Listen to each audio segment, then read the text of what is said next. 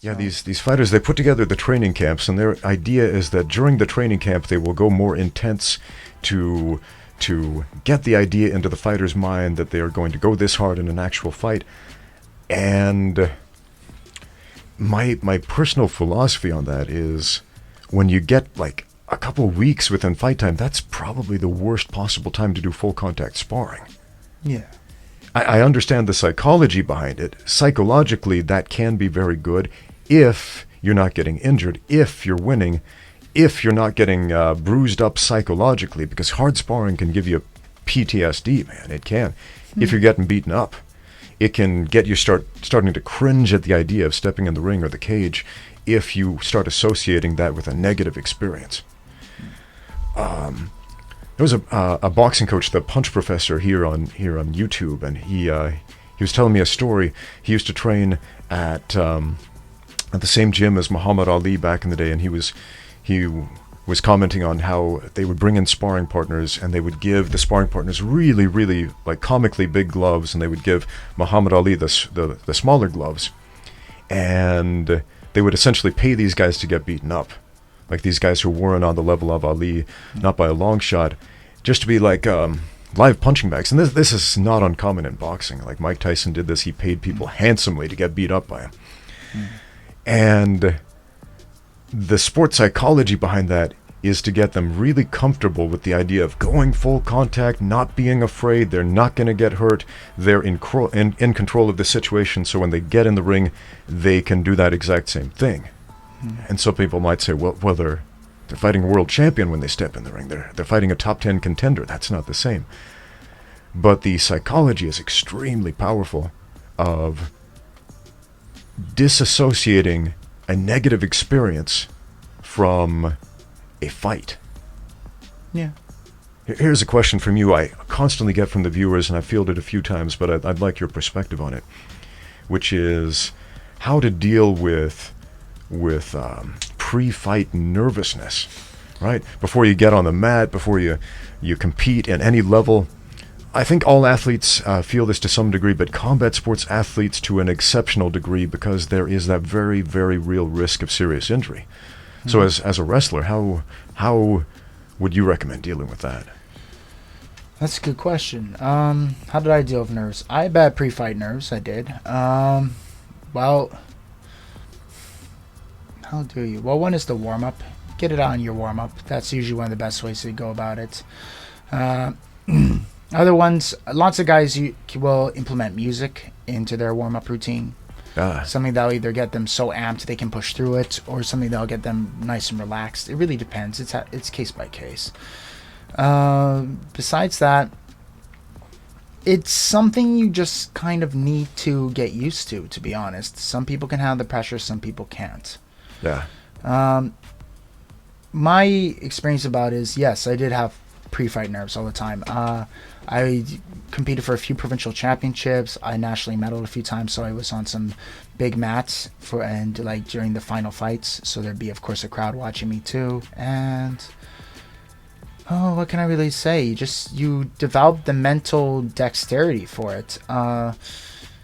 You need to there's definitely a ritual that goes into it. I guess the best way I can answer that is through that. You should develop a ritual for yourself to help prepare you for the mental state you're going into.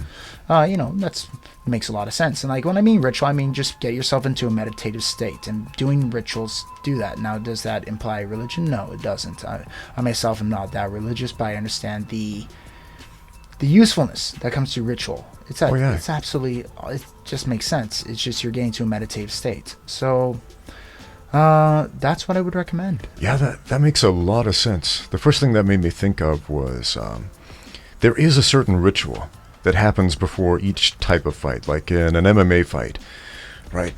As they get in the cage, the announcer announces the fighters, here comes Ramsey Dewey or whatever. And then the other guy, the referee, calls the fighters to the center, gives last-minute instructions, touch gloves if you want to, go back to your corner, are you ready, fight. And that's the ritual of the beginning of the fight, right? And everybody's used to that.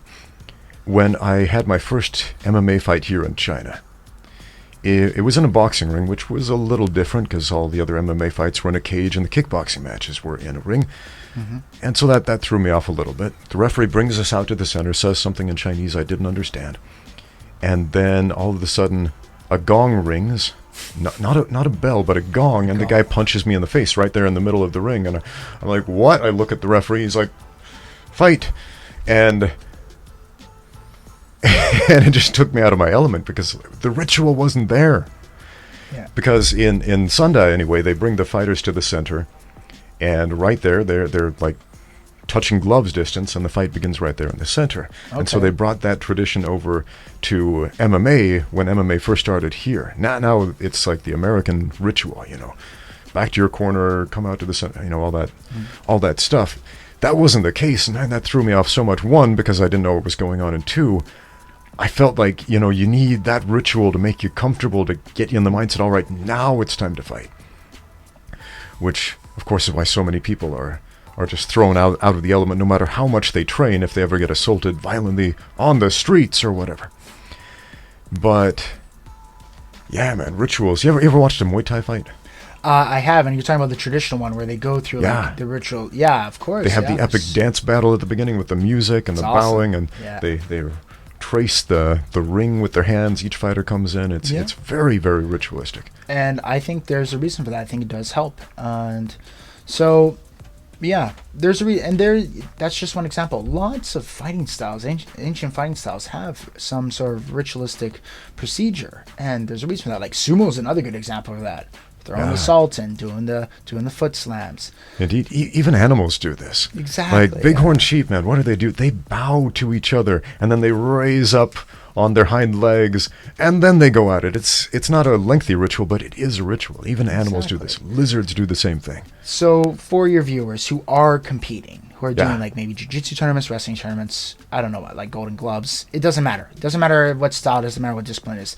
Develop your own personal rituals. They're based on you. They're based on your personality. For me, this is what I used to do.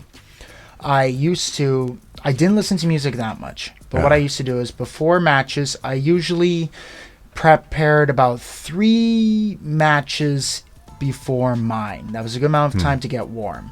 And all I would simply do is I'd be around my mat. I would do footwork, some shadow wrestling.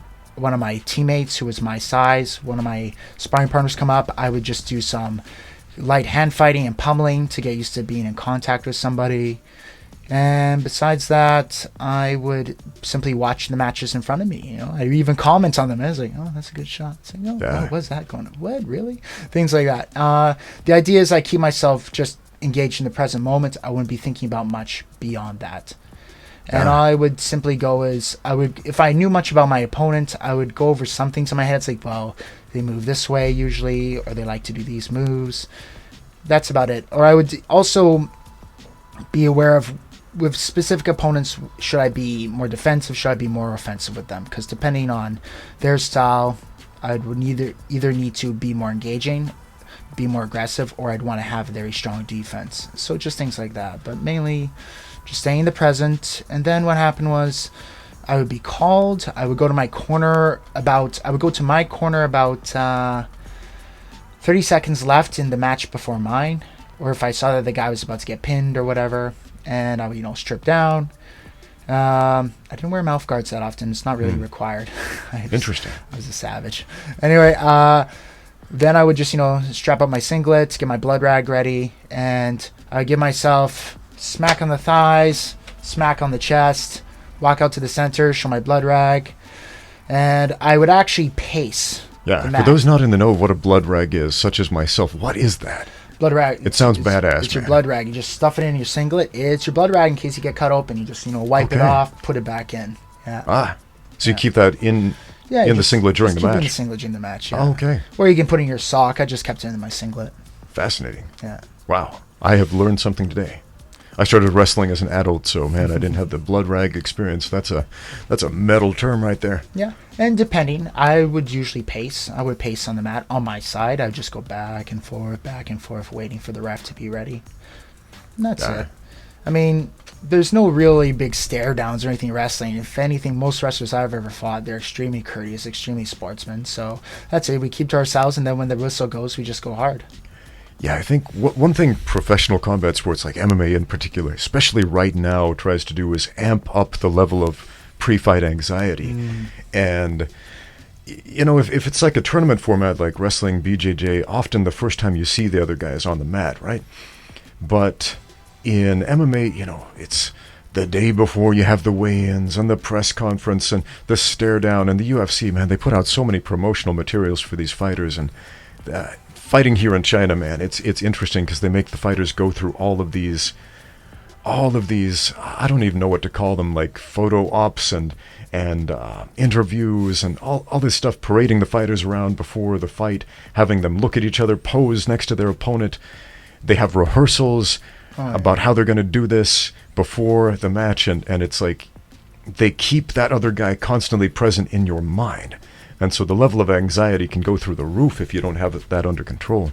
Oh yeah. Well, it's a business, right? So they need to add the theatrics into it. Yeah. I mean, this is why certain sports, especially Olympic combat sports, they're not that attractive. I mean, a big thing that makes pro boxing, a big thing that makes UFC is the theatrics of it, and that's really this how simple as it gets. So yeah, and to be honest, we'd all be lying if we don't like it. I mean, I do like the entertainment aspect of UFC.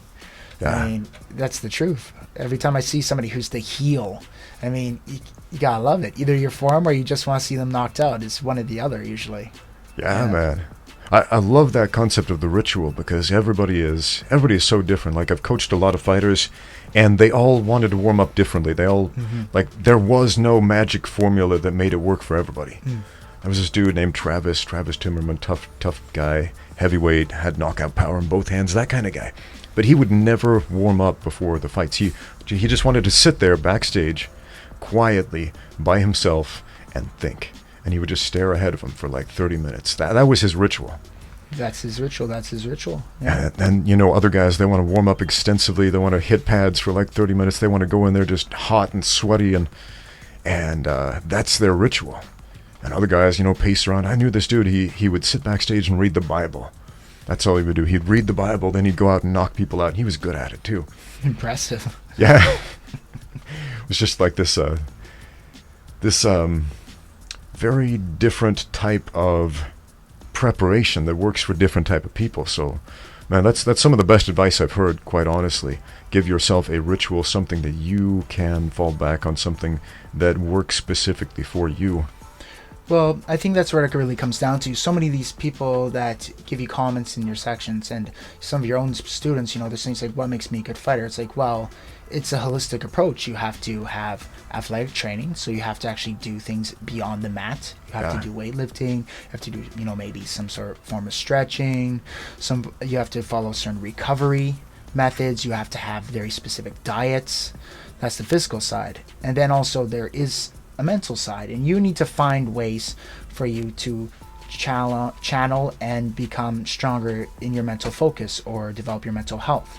Yeah. Because it's very holistic. If you don't have this, then you're not going to be an effective fighter.